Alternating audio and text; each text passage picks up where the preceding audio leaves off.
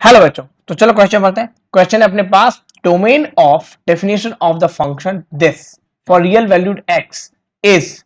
ठीक है, तो पहले कुछ की कॉन्सेप्ट पढ़ लेते हैं। अपने पास की कॉन्सेप्ट्स तो की कॉन्सेप्ट्स क्या है? की कॉन्सेप्ट है कि नंबर वन, अगर रूट ए है अपने पास और इसका डोमेन निकालना हो तो यहां पे अंडरस्टूड है कि ए हमेशा क्या होता है, greater than equal to zero. Number two concept कि साइन इनवर्स एक्स वो क्या होता है, हमेशा माइनस पाई बाय टू से पाई बाय टू के बीच में होता है, जहां पे x बिलोंग्स टू -1 to 1 है। तो ये कुछ कॉन्सेप्ट हैं जो अपने को पता होने चाहिए। और साइन इनवर्स एक्स कैसा फंक्शन है? वो एक इंक्रीजिंग फंक्शन है। अगर इसका ग्राफ की बात करो तो ग्राफ कैसा होता है? साइन इनवर्स एक्स का ग्राफ होता है ऐसा, ये -1 ये 1 है ना, और ये -π/2 ये +π/2। ठीक है, चलो तो अब बात करते हैं क्वेश्चन में। क्वेश्चन में क्या अपने पास, क्वेश्चन में अपने पास है डोमेन।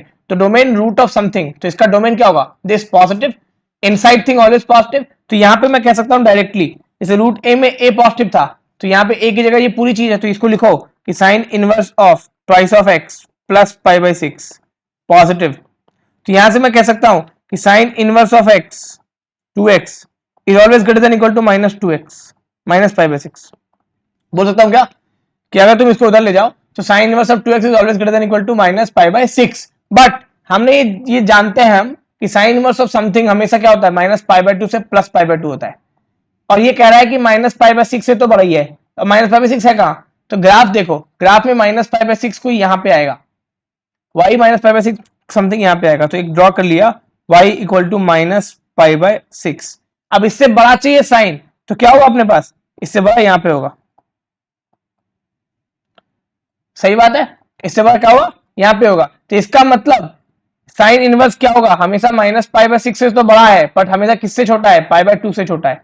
तो देखो इसको दो तरीके से समझ सकते हैं कि साइन इनवर्स 2x अगर -π/6 से बड़ा है तो π/2 से छोटा होगा। क्यों? क्योंकि -π/2 से π/2 के बीच में होता है। बट अगर ग्राफिकल अप्रोच देखें, साइन इनवर्स 2x की ग्राफ क्या हो जाएगी? साइन इनवर्स x की ग्राफ हो जाएगी ये।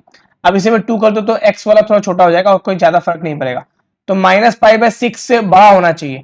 तो ये रहा साइन इनवर्स x का ग्राफ, ये रहा y इक्वल टू -π/6 का ग्राफ, और ये रहा पॉइंट ऑफ इंटरसेक्शन। तो इससे ऊपर वाला अपना रिक्वायर्ड ग्राफ है।